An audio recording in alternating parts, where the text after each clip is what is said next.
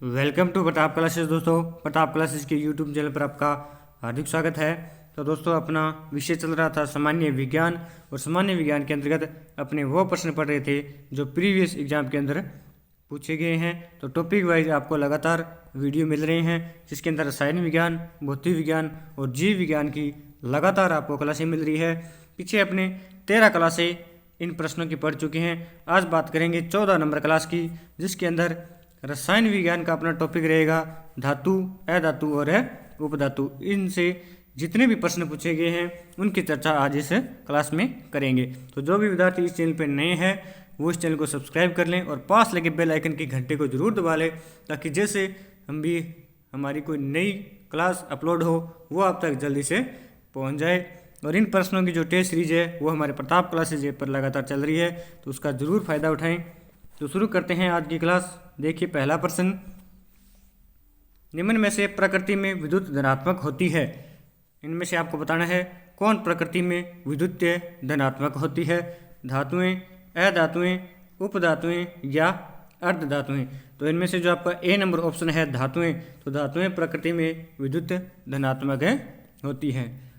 आगे देखिए, धातुएं होती क्या है, इनके बारे में थोड़ी चर्चा कर लेते हैं।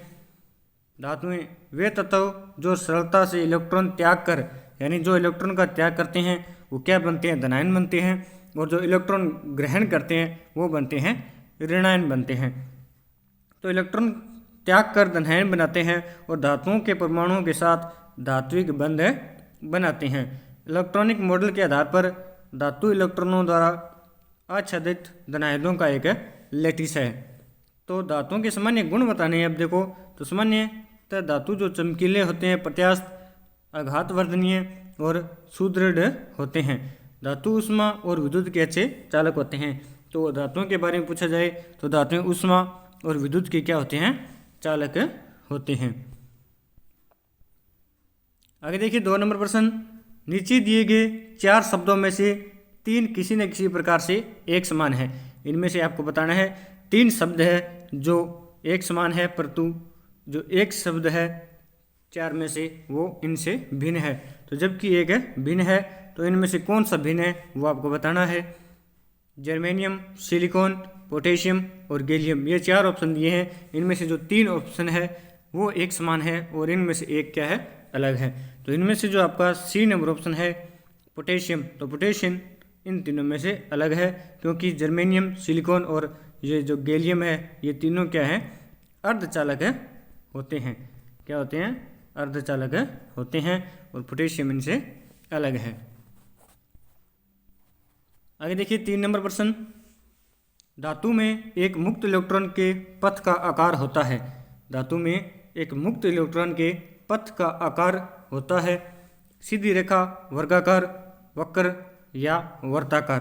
तो इनमें से जो मुक्त इलेक्ट्रॉन है उसका जो पथ का आकार है वो होता है वक्र। सी नंबर ऑप्शन इसका सही रहेगा। आगे देखिए, 4 नंबर प्रश्न, धातुओं की पतली चादरों के रूप में परिवर्तित किए जाने की क्षमता को क्या कहा जाता है। यानी धातुओं को पतली चादरों के रूप में अगर परिवर्तन कर दिया जाए तो उसे क्या कहा जाएगा। तननशीलता, सुरीला, चालकता या आघातवर्धनीयता। तो इनमें से जो आपका डी नंबर ऑप्शन है आघातवर्धनीयता। तो जब धातुओं को पतली चादरों के रूप में परिवर्तन कर दिया जाता है तो उनकी जो क्षमता होती है उसे क्या कहा जाता है, आघातवर्धनीयता। आगे देखिए, 5 नंबर प्रश्न, निम्नलिखित में से कौन सा धातु के बारे में गलत है। इनमें से आपको बताना है कौन सा ऑप्शन है जो धातु के बारे में गलत है।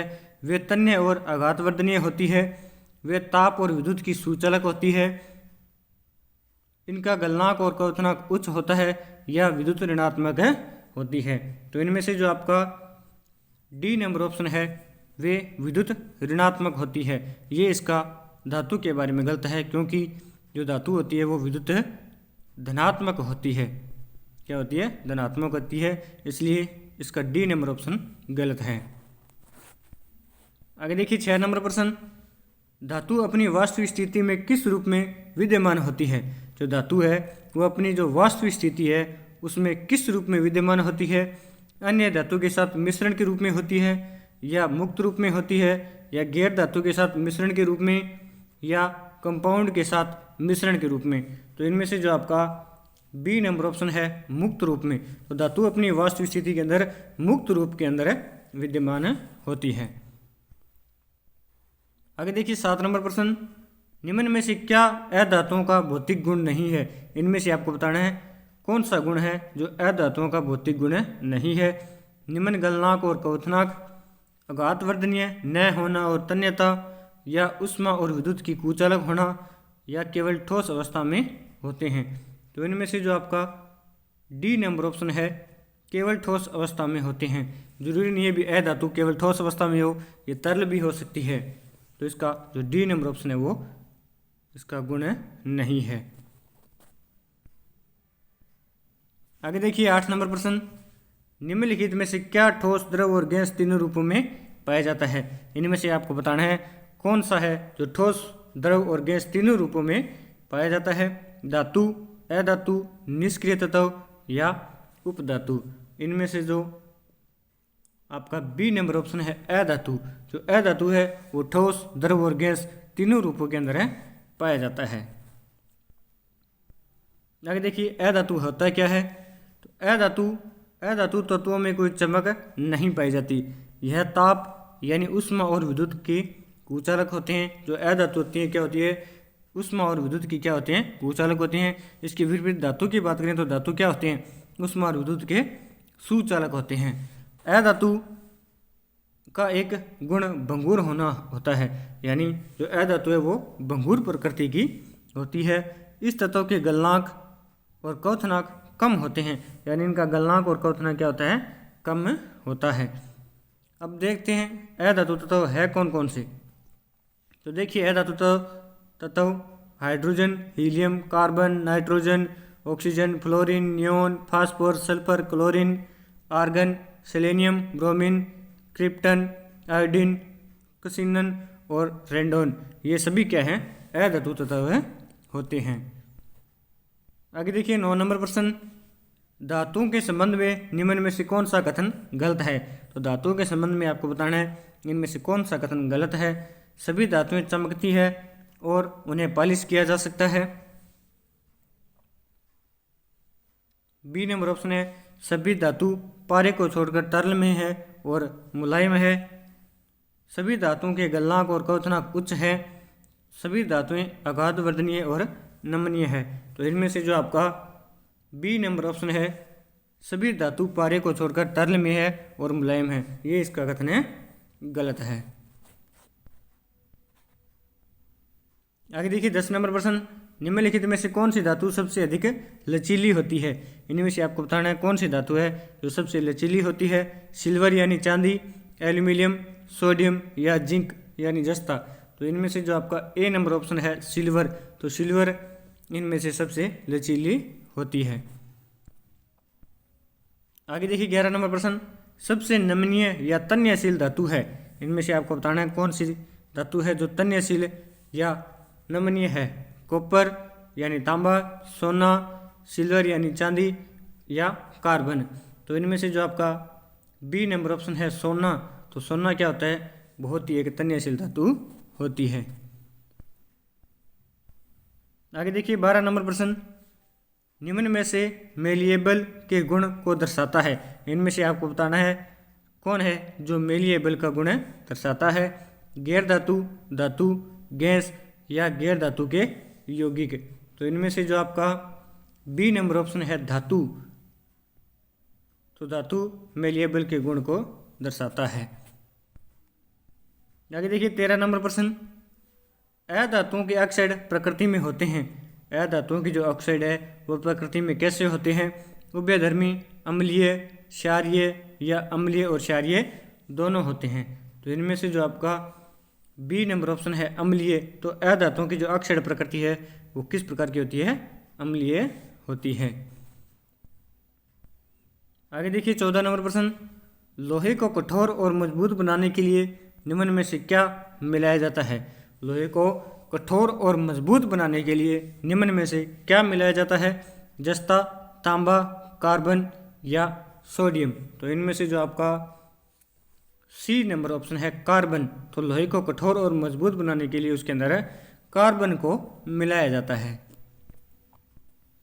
आगे देखिए 15 नंबर प्रश्न, धातुओं का वह गुण जिसके कारण उन्हें चपटा किया जा सकता है। धातुओं का वह गुण जिसके कारण उन्हें चपटा किया जा सकता है उसे आघातवर्धनीयता कहा जाता है। तो इनमें से कौन सा आघातवर्धनीयता का उदाहरण नहीं है? तो इनमें से आपको बताना है कौन सा है जो आघातवर्धनीयता का उदाहरण नहीं है। लिथियम फॉइल, इंडियम पन्नी या स्वर्ण पत्थर या चौंधी फॉइल। तो इनमें से जो आपका बी नंबर ऑप्शन है इंडियम पन्नी। जो इंडियम पन्नी होती है वो आघातवर्धनीयता का उदाहरण नहीं है। अब देखिए इंडियम होता क्या है। तो इंडियम का उपयोग बहुमूल्य धातुओं के साथ मिश्र धातु के रूप में, आभूषणों में, दंत व्यवसाय में और कम गलनांक वाली मिश्र धातुओं और कांच को सीलबंद करने के लिए प्रयुक्त एक मिश्र धातुओं के रूप में, परमाणु रिएक्टर में न्यूट्रॉन सहसूचक के रूप में, अर्धचालकों के रूप में और वायुयानों में शीर्षलेपित रंजन बेयरिंग में इसका उपयोग होता है इंडियम का। आगे देखिए 16 नंबर प्रश्न, एक धातु के उस गुण को क्या कहा जाता है जिससे उसकी सतह चमकदार होती है। धातु के उस गुण को क्या कहा जाता है जिससे उसकी सतह चमकदार होती है?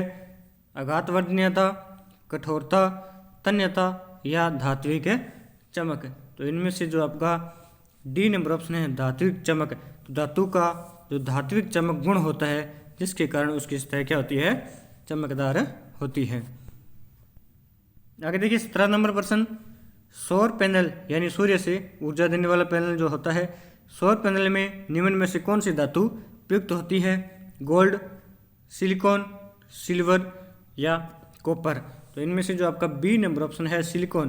तो सोलर जो पैनल होता है उसके अंदर सिलिकॉन धातु प्रयोग की जाती है जो कि एक क्या होती है? अर्धचालक होती है। अब देखिए सौर पैनल होता क्या है इसके बारे में थोड़ी चर्चा कर लेते हैं। सौर पैनल यानी फोटोवोल्टेइक पैनल। तो सौर सेलों यानी बैटरियों का एक संकुलित परस्पर संबंध संयोजन होता है जिसे फोटोवोल्टेइक सेलों के रूप में भी जाना जाता है। सौर पैनल का प्रयोग एक बड़े फोटोवोल्टेइक प्रणाली में एक घटक के रूप में वाणिज्यिक और आवासीय अनुप्रयोगों के लिए बिजली प्रदान करने के लिए किया जाता है। आजकल सौर पैनल का उपयोग बहुत बढ़ चुका है।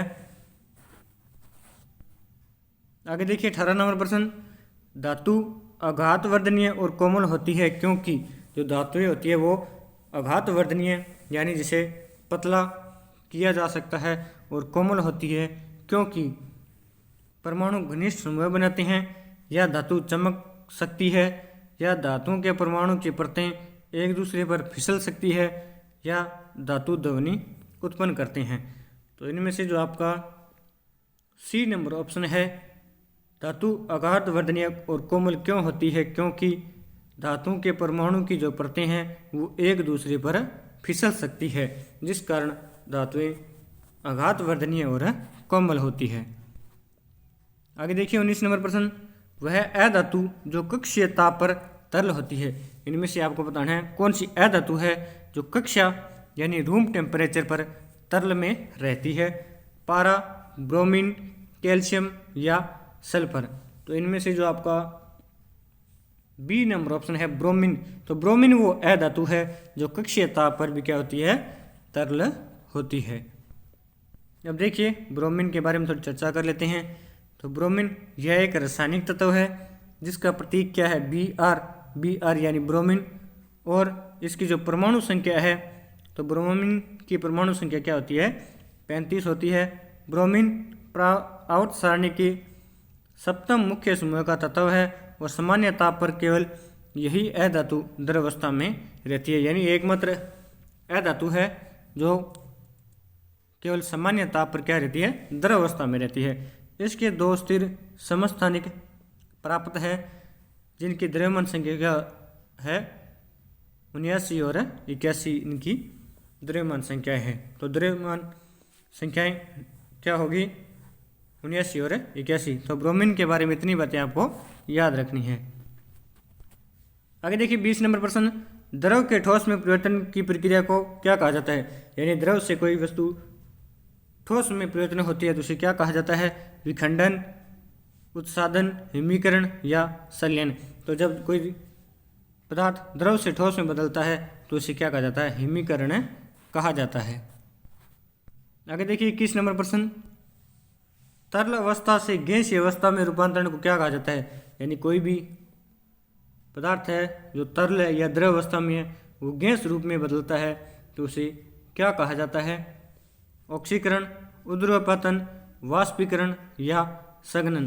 तो जब कोई तरल अवस्था से गैसीय अवस्था में रूपांतरण होता है तो उसे कहा जाता है वाष्पीकरण।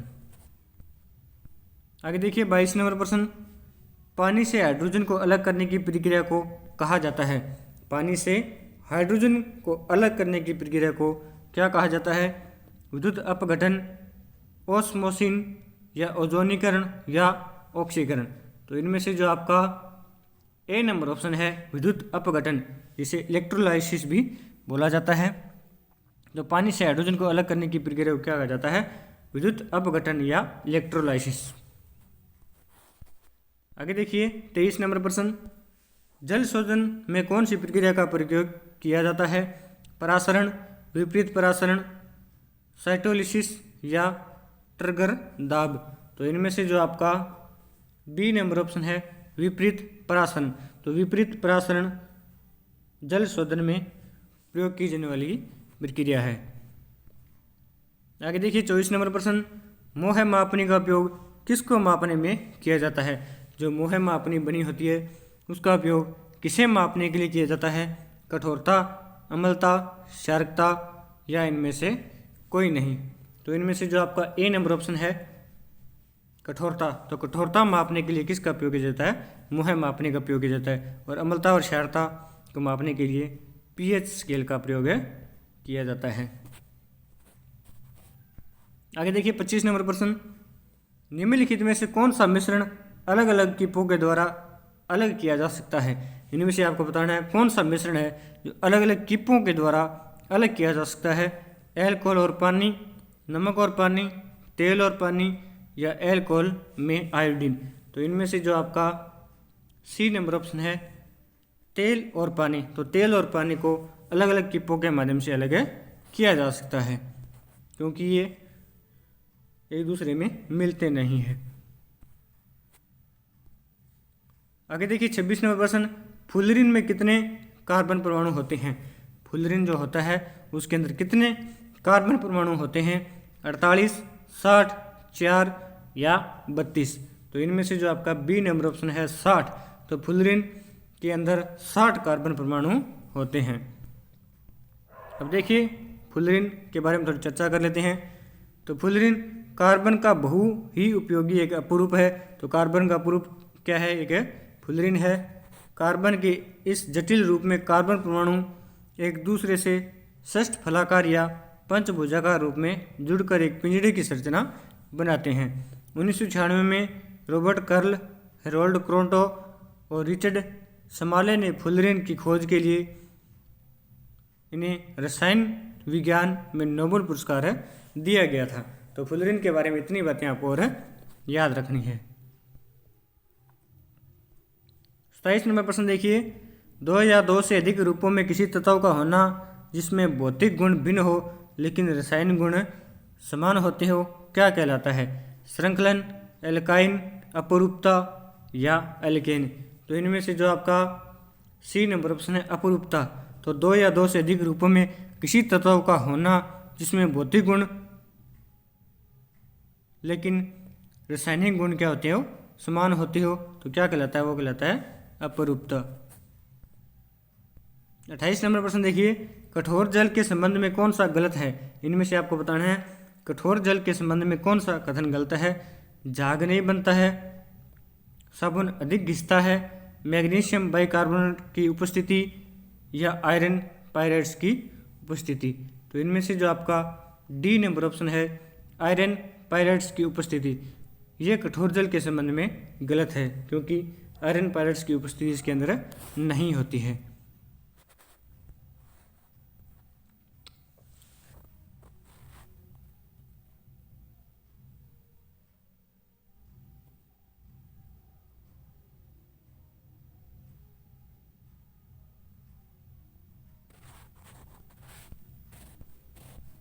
आगे देखिए 29 नंबर प्रश्न, सोडियम को जल में डालने पर कौन सी गैस निकलती है?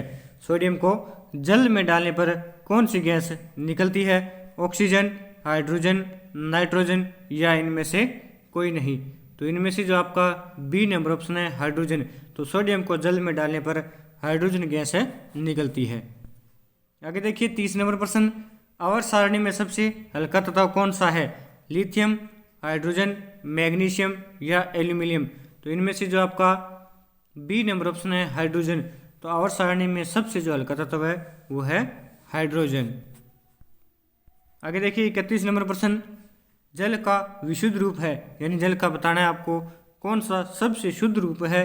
वर्षा जल, भारी जल, नल का पानी या आश्रित जल? तो इनमें से जो आपका ए नंबर ऑप्शन है वर्षा का जल। जो वर्षा जल है वो जल का विशुद्ध रूप होता है। आगे देखिए 32 नंबर प्रश्न, निम्न पदार्थों में से कौन केवल एक ही तत्व से बना है? इनमें से आपको बताना है कौन सा पदार्थ है जो केवल एक ही तत्व से बना है? हीरा, बालू, कांच या पानी? तो इनमें से जो आपका ए नंबर ऑप्शन है हीरा। तो हीरा केवल एक ही तत्व से बना होता है, जो सबसे प्रकृति में कठोर पदार्थ होता है, जिसका उपयोग कांच काटने में भी किया जाता है। आगे देखिए 33 नंबर प्रश्न, वह जल जो साबुन के साथ रगड़ने पर शीघ्रता से वह अधिक झाग देता है कहलाता है? तो वह कौन सा जल है जो साबुन के साथ रगड़ने पर शीघ्रता से और अधिक झाग देता है? कठोर जल, मृदु जल, भारी जल या समुद्री जल? तो इनमें से जो आपका बी नंबर ऑप्शन है मृदु जल, यानी मृदु जल जो है मृदु जल है जो शीघ्रता से और अधिक झाग देता है। किस अम्ल का उपयोग शीशा संचायक बैटरी में किया जाता है? इनमें से आपको बताना है कौन सा अम्ल है जिसका उपयोग शीशा संचायक बैटरी में किया जाता है? सल्फ्यूरिक अम्ल, हाइड्रोक्लोरिक अम्ल, नाइट्रिक अम्ल या एसिटिक अम्ल? तो इनमें से जो आपका ए नंबर ऑप्शन है सल्फ्यूरिक अम्ल, जिसे गंधक का अम्ल भी कहा जाता है, जिसका उपयोग शीशा संचायक बैटरी में किया जाता है। आगे देखिए सल्फ्यूरिक अम्ल के बारे में थोड़ी चर्चा कर लेते हैं। सल्फ्यूरिक अम्ल को ऑयल ऑफ विट्रियोल के रूप में भी जाना जाता है। यह सल्फर, हाइड्रोजन और ऑक्सीजन तत्व से बना होता है, यानी H2SO4। अम्ल में बहुत तेज अम्लीय प्रकृति होती है। इसके कई उपयोग है, जैसे उर्वरक निर्माण में, खनिज प्रसंस्करण में, तेल शोधन में और अवशिष्ट जल प्रसंस्करण में भी सल्फ्यूरिक अम्ल का प्रयोग किया जाता है। और इसका जो अणुसूत्र होता है वो होता है H2SO4 और इसे गंधक का अम्ल भी बोला जाता है। आगे देखिए 35 नंबर प्रश्न, कैल्शियम कार्बाइड का पर जल डालने से बनता है? कैल्शियम कार्बाइड पर जल डालने से बनता है एथिलीन, मीथेन, एसिटिलीन या एथेन? तो इनमें से जो आपका सी नंबर ऑप्शन है एसिटिलीन। तो कैल्शियम कार्बाइड पर जल डालने से क्या बनता है? एसिटिलीन। आगे देखिए 36 नंबर प्रश्न, जल की कठोरता किसकी उपस्थिति से होती है? ये जल की जो कठोरता होती है वो किसकी उपस्थिति के कारण होती है? मैग्नीशियम बाइकार्बोनेट, विरंजक चूर्ण, सोडियम या इनमें से कोई नहीं? तो इनमें से जो आपका ए नंबर ऑप्शन है मैग्नीशियम बाइकार्बोनेट। तो मैग्नीशियम बाइकार्बोनेट के कारण जल की कठोरता उसके अंदर उपस्थित होती है। आगे देखिए 37 नंबर प्रश्न, सामान्य एल्कोहल के ऑक्सीकरण से बनता है? सामान्यतः एल्कोहल के ऑक्सीकरण से बनता है एस्टर, कीटोन, एसिड या ईथर? तो इनमें से जो आपका सी नंबर ऑप्शन है एसिड। तो सामान्यतः एल्कोहल के ऑक्सीकरण से क्या बनता है? एसिड बनता है। निम्न में से मिल्क ऑफ मैग्नीशिया है? इनमें से आपको बताना है कौन सा मिल्क ऑफ मैग्नीशिया है? MgO या MgOH2 या C2O या HgBr? तो इनमें से जो आपका बी नंबर ऑप्शन है MgOH2, इसे मिल्क ऑफ मैग्नीशिया कहा जाता है। आगे देखिए 39 नंबर प्रश्न, निम्न में से किसका सार्वत्रिक विलय होता है? एल्कोहल, बेंजीन, सल्फ्यूरिक अम्ल या पानी? तो इनमें से जो आपका डी नंबर ऑप्शन है पानी, तो पानी एक क्या है? सार्वत्रिक है विलायक होता है। आगे देखिए 40 नंबर प्रश्न, जल में सबसे कम घुलनशील गैस है? नाइट्रोजन, कार्बन डाइऑक्साइड, ऑक्सीजन या उपयुक्त सभी? तो इनमें से जो आपका ए नंबर ऑप्शन है नाइट्रोजन, जो नाइट्रोजन गैस है वो जल में सबसे कम है घुलनशील होती है। आगे देखिए 41 नंबर प्रश्न, यूरिया है सोडियम उर्वरक या फास्फोरस उर्वरक या पोटेशियम उर्वरक या नाइट्रोजन उर्वरक? तो इनमें से जो आपका डी नंबर ऑप्शन है नाइट्रोजन उर्वरक। तो यूरिया क्या है? एक नाइट्रोजन उर्वरक होती है। आगे देखिए 42 नंबर प्रश्न, निम्नलिखित में से कौन सा कार्बन का अपरूप नहीं है? इनमें से आपको बताना है कौन सा है जो कार्बन का अपरूप नहीं है? हीरा, ग्रेफाइट, C60 या मेथेन? तो इनमें से जो आपका डी नंबर ऑप्शन है मीथेन। मेथेन है जो कार्बन का अपरूप नहीं है, बाकी ये तीनों क्या है? कार्बन के अपरूप होते हैं। आगे देखिए मीथेन के बारे में थोड़ी चर्चा कर लेते हैं। मीथेन यह एक रंगहीन तथा गंधहीन गैस है जो ईंधन के रूप में उपयोग की जाती है। यह प्राकृतिक गैस का मुख्य घटक है। मीथेन गैस का जो रासायनिक सूत्र है वो होता है CH4 होता है। यह एल्केन श्रेणी का प्रथम सदस्य है। यह किस श्रेणी का है? तो एल्केन श्रेणी का है और सबसे साधारण हाइड्रोकार्बन ये होता है। आगे देखिए 43 नंबर प्रश्न, सहसंयोजक यौगिकों के बारे में कौन सा सही नहीं है? सहसंयोजक यौगिकों के बारे में कौन सा सही नहीं है? यौगिक सामान्यतः द्रव और गैस होते हैं, क्वथनांक और गलनांक अल्प होते हैं, या अभिक्रिया मंद होती है, या अभिक्रिया तेज होती है? तो इनमें से जो आपका डी नंबर ऑप्शन है अभिक्रिया तेज है। तो ये इसका सहसंयोजक यौगिकों के बारे में ये कथन है सही नहीं है, क्योंकि ये अभिक्रिया तेज नहीं होती है। आगे देखिए 44 नंबर प्रश्न, गैस तापमापी द्रव तापमापियों की तुलना में ज़्यादा संवेदी होते हैं क्योंकि गैस का प्रसार गुणांक अधिक होता है, या हल्की होती है, या गैस की विशिष्ट ऊष्मा कम होती है, या गैस की विशिष्ट ऊष्मा अधिक होती है? तो इनमें से जो आपका ए नंबर ऑप्शन है का प्रसार गुणांक अधिक होता है। तो गैस तापमापी द्रव तापमापियों की तुलना में ज़्यादा संवेदी क्यों है?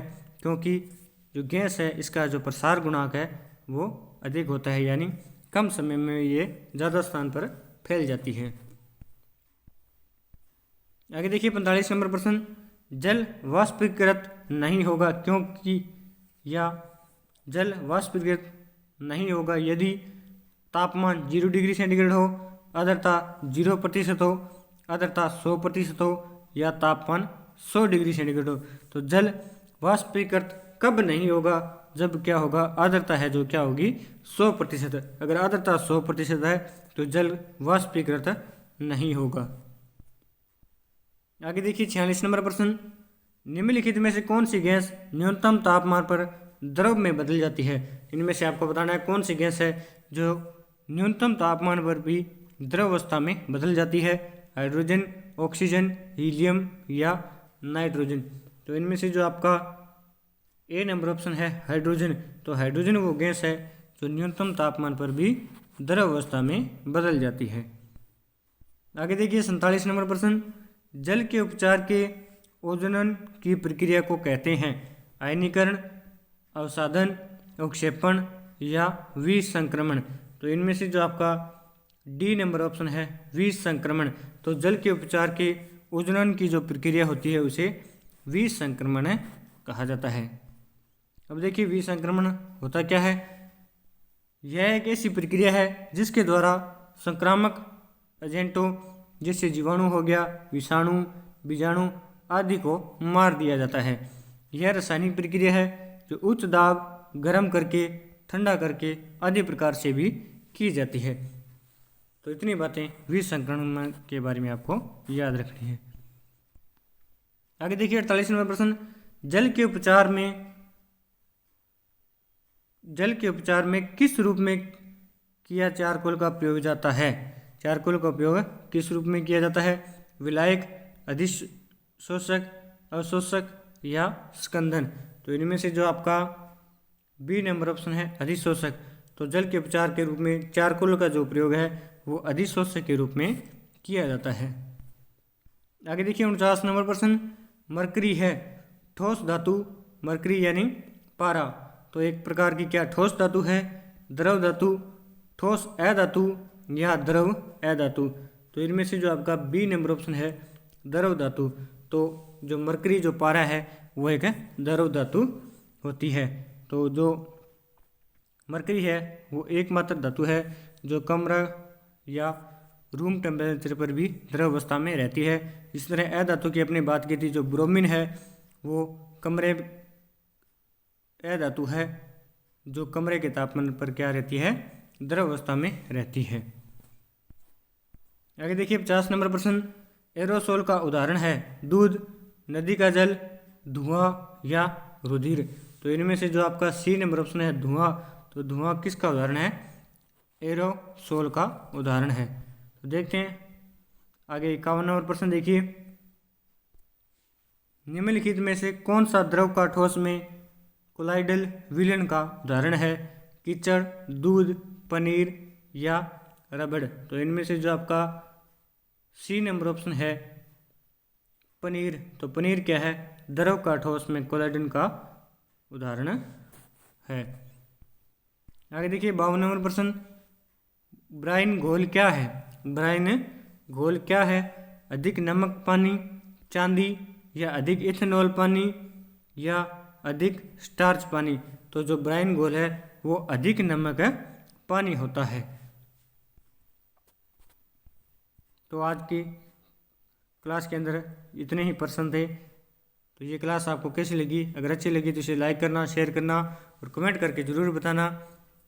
तो जो विद्यार्थी इस चैनल पर नए हैं वो चैनल को सब्सक्राइब कर लें और पास लगे बेल आइकन की घंटे को जरूर दबा लें, ताकि जैसे हमारा कोई नया वीडियो अपलोड हो वो आप तक पहुंच जाए। तो धन्यवाद दोस्तों। जय हिंद, जय भारत, जय राजस्थान।